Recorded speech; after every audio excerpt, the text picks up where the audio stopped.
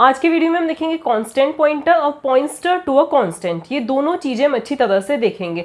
तो ये कुछ स्टेटमेंट्स हैं, इनको हम अच्छी तरह से समझेंगे। इन डिक्लेरेशंस का मीनिंग क्या होता है। ओके, तो सबसे पहले हम बेसिक की बात करते हैं। जैसा कि मैं हर पॉइंटर के वीडियो में पहले आपको पॉइंटर का थोड़ा सा बेसिक बताती हूँ, ओवरव्यू, उसके बाद में आगे मेन टॉपिक पे आती हूँ। तो देखो, सपोज हमने क्या डिक्लेयर किया है, एक इंटीजर डिक्लेयर किया है। क्या डिक्लेयर किया है? एक इंटीजर डिक्लेयर किया है। उसकी वैल्यू हमने क्या असाइन कर दी है? 25 असाइन कर दी है। कुछ भी वैल्यू आप दे सकते हो। तो अभी तक जो हुआ वो क्या हुआ है कि a जो है क्या है, इंटीजर है, तो उसको 4 बाइट्स मिल जाएंगी, जिसका बेस एड्रेस क्या होगा? 1000 होगा। ये एड्रेस हमने अज्यूम किया है, ठीक है। उसके अंदर वैल्यू क्या असाइन हो जाएगी? 25 असाइन हो जाएगी। अब मैं अगर चाहती हूँ, मैं क्या चाहती हूँ कि मैं इस ए के एड्रेस को किसी पॉइंटर के अंदर स्टोर कर दूँ, तो मैं उसके लिए पॉइंटर किस तरह से डिक्लेयर करूँगी?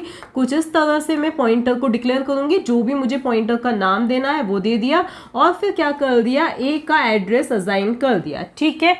अब आप चाहो तो इस स्टेटमेंट को दूसरी लाइन में भी लिख सकते हो, इंट एस्ट्रिक पी, ये डिक्लेयर करके, और फिर नेक्स्ट लाइन में P is equals to address of A दे सकते हो। ओके, तो इस स्टेटमेंट के जस्ट बाद क्या होगा? पी को भी मेमोरी एलोकेट होगी, और पी के अंदर क्या आएगा? ए का एड्रेस आ जाएगा, जो कि 1000 हमने अज्यूम किया है वो आ जाएगा, ठीक है। लेकिन यही क्या होता, हमारा जो a है वो नॉर्मल वेरिएबल की जगह क्या होता? कांस्टेंट होता। कांस्टेंट का मतलब क्या है?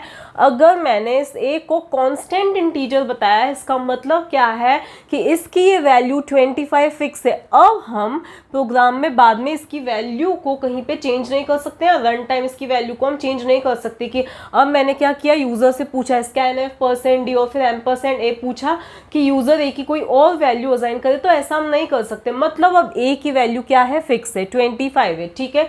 तो क्या उसके बाद ये स्टेटमेंट वैलिड होगा? तो उसके बाद अब अगर आप प्रोग्राम को कंपाइल करते हो तो यहाँ पे क्या आ जाएगी? एरर आ जाएगी। क्यों एरर आ जाएगी? क्योंकि हम क्या बोल रहे हैं कि ये जो पॉइंटर है वो किसी इंटीजर के एड्रेस को स्टोर कर रहा है, लेकिन अब हमने इस a को क्या बना दिया है? कांस्टेंट डिक्लेयर कर दिया है। तो उस केस में हम चाहें कि एरर नहीं आए तो हमें क्या करना पड़ेगा? यहाँ पर भी क्या लगाना पड़ेगा? कॉन्स्ट लगाना पड़ेगा। इसका मतलब क्या होता है कि p एक ऐसा इंटीजर है जो किसी कांस्टेंट इंटीजर के एड्रेस को स्टोर करेगा। p एक ऐसा पॉइंटर है जो किसी कांस्टेंट इंटीजर के एड्रेस को स्टोर करेगा। ओके, एक और तरीका है इसी चीज को करने का। तो देखो, ये वाला स्टेटमेंट क्लियर हो गया। अगर हम इसके बदले ये चीज लिखते हैं, क्या लिखते हैं? इंट कॉन्स्ट, और फिर हमने लिख दिया एस्ट्रिक पी, जो भी आपको नाम देना है वो दे दिया, is equals to address of A. मतलब आप इस स्टेटमेंट के बदले आप ये वाला स्टेटमेंट लिखना चाहते हो तो भी कोई प्रॉब्लम नहीं है। यहाँ पे भी हम क्या बता रहे हैं? p एक ऐसा पॉइंटर है जो कि क्या कर रहा है? किसी कांस्टेंट इंटीजर के एड्रेस को स्टोर कर रहा है। यहाँ पर p खुद कांस्टेंट नहीं है, p क्या कर रहा है? किसी कांस्टेंट इंटीजर को पॉइंट कर रहा है। तो इसे हम क्या बोलेंगे? Pointer to constant. क्या बोलेंगे? Pointer to constant. तो ये करने से अब होगा क्या? देखो, अगर हमने ऐसा कुछ किया है, अब क्योंकि ये क्या है? कांस्टेंट है, तो अगर मैं कुछ ऐसा लिखती हूं तो यहाँ पर क्या आ जाएगी? एरर आ जाएगी, क्योंकि मैं a को इंक्रीमेंट करना चाह रही हूँ, जबकि a क्या है? कांस्टेंट है, उसमें हम चेंजेस बाद में नहीं कर सकते हैं, ठीक है। लेकिन अगर मैं थोड़ी सी होशियारी लगाऊं, मैं क्या करती हूँ कि भाई p भी तो इसको पॉइंट कर रहा है, तो क्यों ना मैं p की हेल्प से a को इंक्रीमेंट करूँ, पॉइंटर की हेल्प से a को इंक्रीमेंट करूँ। तो अब मैं अगर कुछ ऐसा लिखूँ, देखो एस्ट्रिक p लिखने से क्या हो जाएगा? एस्ट्रिक p ऐसा लिखने से क्या हो जाएगा? p का मतलब क्या है? 1000। p का मतलब क्या है? 1000। 1000 एड्रेस पर रखी हुई वैल्यू, 1000 एड्रेस पर रखी हुई वैल्यू को अगर मैं इंक्रीमेंट करना चाहूं तो उस केस में भी क्या आ जाएगी? एरर आ जाएगी। क्यों एरर आ जाएगी? क्योंकि यहाँ पर जो वैल्यू, ये जिस वैल्यू को पॉइंट कर रहा है वो खुद क्या है? एक कांस्टेंट है। तो मैं इस तरह से इंक्रीमेंट भी नहीं या चेंजेस नहीं कर पाऊंगी, ठीक है। एक और चीज, सपोज मैंने यहाँ से क्या किया? इस कॉन्स्ट को हटा दिया। क्या किया? इस कॉन्स्ट कीवर्ड को हटा दिया। Simply int a is equals to 25, मतलब a क्या है? एक नॉर्मल वेरिएबल है, नॉर्मल इंटीजर वेरिएबल है, ठीक है। लेकिन मैंने जो पॉइंटर डिक्लेयर किया है वो कुछ या तो इस तरह से डिक्लेयर किया है। मतलब मैं क्या कहना चाह रही हूँ?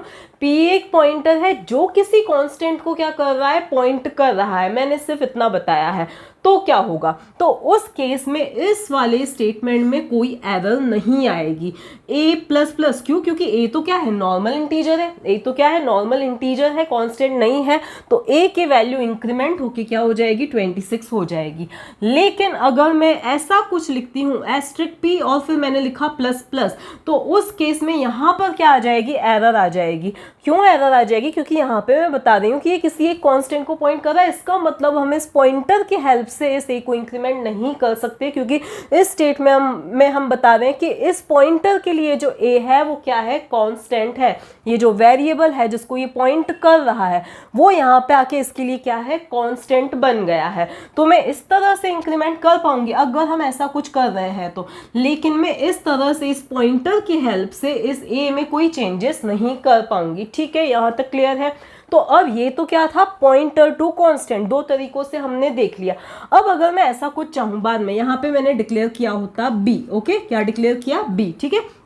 अब मैंने यहाँ पे लिख दिया p is equals to address of b, तो यहाँ कोई प्रॉब्लम नहीं आएगी। क्यों प्रॉब्लम नहीं आएगी भाई, p जो है पहले a को पॉइंट कर रहा था, अब मैंने p के अंदर किसका एड्रेस असाइन कर दिया, b का। तो जैसे ही मैंने डिक्लेयर किया था तो b को भी ऑब्वियसली मेमोरी एलोकेट हुई थी, सपोज उसका एड्रेस है 2000, तो अब p के अंदर क्या आ जाएगा, 2000 आ जाएगा। ठीक है, कोई प्रॉब्लम नहीं है।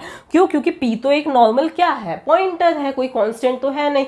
तो ये अभी तक का कंसेप्ट क्या था, पॉइंटर टू अ कांस्टेंट। लेकिन अब हम जो देखेंगे वो क्या है, कांस्टेंट पॉइंटर है। तो देखो अभी जैसा कि मैंने आपको क्या बताया था कि अगर मैं बाद में p के अंदर b का एड्रेस या किसी और वेरिएबल का एड्रेस असाइन कर देती हूँ तो कोई प्रॉब्लम नहीं आएगी। क्यों प्रॉब्लम नहीं आएगी, क्योंकि p खुद कांस्टेंट नहीं है। ठीक है, लेकिन अगर हमारा जो डिक्लेरेशन थे अभी तक कुछ इस तरह से थे, ठीक है, जो कि इंडिकेट कर रहा था p एक पॉइंटर है जो कि किसी कांस्टेंट इंटीजर को पॉइंट कर रहा है, लेकिन ये जरूरी नहीं है कि वो कांस्टेंट को ही पॉइंट करे।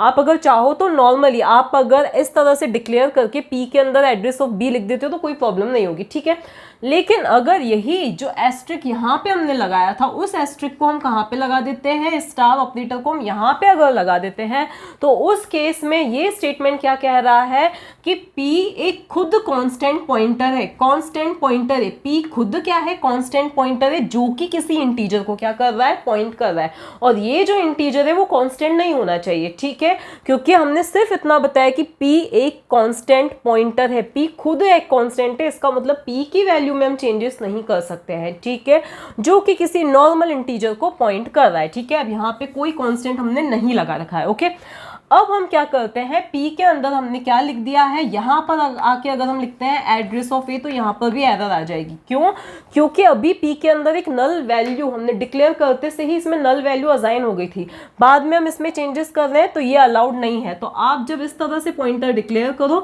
तो ऑन द स्पॉट इसके अंदर जो भी वैल्यू असाइन करना चाहते हो, जो भी एड्रेस असाइन करना चाहते हो आप असाइन कर दो। ठीक है, तो इस तरह से क्या हुआ कि p एक कॉन्स्टेंट पॉइंटर जिसके अंदर किसका एड्रेस आ गया, a का एड्रेस जो कि 1000 है वो आ गया। ठीक है, अब अगर आप क्या कर रहे हो, a को इंक्रीमेंट कर रहे हो, कोई प्रॉब्लम नहीं है क्योंकि a तो क्या है, नॉर्मल इंटीजर ही है। ठीक है, कांस्टेंट नहीं है। अगर आप क्या कर रहे हो, इस p की हेल्प से a को इंक्रीमेंट कर रहे हो, मतलब इस 1000 एड्रेस पर रखी हुई वैल्यू को इंक्रीमेंट कर रहे हो, तो भी कोई प्रॉब्लम नहीं है क्योंकि आप क्या कर रहे हो, इनडायरेक्टली इस a को ही तो चेंज कर रहे हो। तो a तो नॉर्मल वेरिएबल है, ठीक है, इसको आप चेंजेस कर सकते हो। लेकिन अगर आप यहाँ पर कुछ ऐसे लिखते हो, p is equals to address of b या p प्लस प्लस या p में कोई भी चेंजेस करना चाहते हो, तो उस केस में क्या आ जाएगी, एरर आ जाएगी। क्यों एरर आ जाएगी, क्योंकि p क्या है, p के कंटेंट्स को हम चेंज नहीं कर सकते क्योंकि p क्या है, कांस्टेंट पॉइंटर है। यहाँ हमने डिसाइड कर लिया कि a को पॉइंट करेगा, मतलब ये throughout the program a को ही पॉइंट करेगा, किसी और को पॉइंट नहीं कर सकते। क्योंकि अगर हम बोल रहे हैं p प्लस प्लस, इसका मतलब हम क्या बोल रहे हैं कि हम नेक्स्ट लोकेशन पे जाना है, नेक्स्ट इंटीजर को पॉइंट करना है, तो यहाँ पर भी क्या आ जाएगी, एरर आ जाएगी। ठीक है, लेकिन अगर हम कुछ ऐसा लिख रहे हैं, asterisk p is equals to asterisk p plus 1 2 3 जो भी लिख रहे हैं, प्रॉब्लम नहीं है। क्यों नहीं है, क्योंकि हम इस एड्रेस पर रखी हुई वैल्यू को चेंज करना चाह रहे हैं। ठीक है ना, तो ये क्या है, कांस्टेंट पॉइंटर है जिसके कंटेंट्स को हम चेंज नहीं कर सकते हैं, जिस पर रखी हुई वैल्यू को हम चेंज कर सकते हैं, लेकिन हम इस पर रखे हुए इसके कंटेंट्स को चेंज नहीं कर सकते हैं। ठीक है, एक और स्टेटमेंट है, वो क्या है, constant pointer to a constant integer, मतलब एक ऐसा पॉइंटर जो कि खुद ही कांस्टेंट है और वो पॉइंट भी किसको कर रहा है, किसी कांस्टेंट को पॉइंट कर रहा है। तो अगर मैंने यहाँ पर एक और कीवर्ड लगा दिया, क्या लगा दिया, कॉन्स्ट लगा दिया, क्या लगा दिया, कॉन्स्ट लगा दिया, ठीक है। तो उस केस में अब हम क्या बोल रहे हैं कि P खुद एक कांस्टेंट है, पॉइंटर है, क्योंकि यहाँ पे मैंने एस्ट्रिक लगाया, मतलब P एक कांस्टेंट पॉइंटर है जो कि एक कांस्टेंट को ही क्या कर रहा है, पॉइंट कर रहा है। इसी चीज को हम इस तरह से भी अचीव कर सकते हैं, ठीक है। तो जो कि क्या है, एक कांस्टेंट को ही पॉइंट कर रहा है। तो इसका मतलब क्या है कि अब अगर मैं ये स्टेटमेंट लिखती हूँ तो कोई प्रॉब्लम नहीं होगी। क्यों प्रॉब्लम नहीं होगी, क्योंकि यहाँ पर हमने A को कांस्टेंट नहीं बताया है, ठीक है। अगर आप यहाँ पे भी कॉन्स्ट लिख देते हो तो उस केस में यहाँ पे भी एरर आ जाएगी, ओके। अभी मैंने आपको समझाया था। फिर अगर आप यहाँ पे ऐसा कुछ लिख रहे हो, मतलब आप क्या करना चाह रहे हो, P मतलब 1000 एड्रेस पर रखे हुए कंटेंट्स को आप चेंज करना चाह रहे हो तो आप नहीं कर सकते हो। क्यों, क्योंकि हम ये बोल रहे हैं कि P एक कांस्टेंट को पॉइंट कर रहा है, ठीक है। ऑल्दो हमने यहाँ पे इसको कांस्टेंट नहीं बताया, ठीक है। इसके बाद में अगर हम लिखते हैं P is equals to address of B, मतलब हम P के कंटेंट्स को चेंज करना चाह रहे हैं, तो उस केस में क्योंकि P क्या है, कांस्टेंट पॉइंटर है, हम ऐसा भी नहीं कर सकते हैं, ठीक है। इसके बाद अगर हम P प्लस प्लस लिख रहे हैं तो भी हम नहीं कर सकते, क्योंकि हम फिर P के कंटेंट्स को चेंज करना चाह रहे हैं।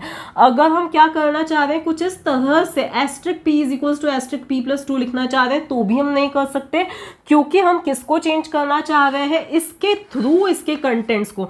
तो इसके रेस्पेक्ट में ये तो क्या है, कांस्टेंट ही है। वैसे भले ही कांस्टेंट नहीं है लेकिन इसके रेस्पेक्ट में तो कांस्टेंट ही है, तो ये अलाउड है, लेकिन ये वाले स्टेटमेंट्स अलाउड नहीं है। इस केस में ये वाला भी अलाउड नहीं है। क्यों अलाउड नहीं है, ये मैंने आपको बता दिया था, ठीक है ना। लेकिन अगर हम यहाँ पे भी कॉन्स्ट कीवर्ड लगा देते तो उस केस में ये भी अलाउड नहीं रहेगा।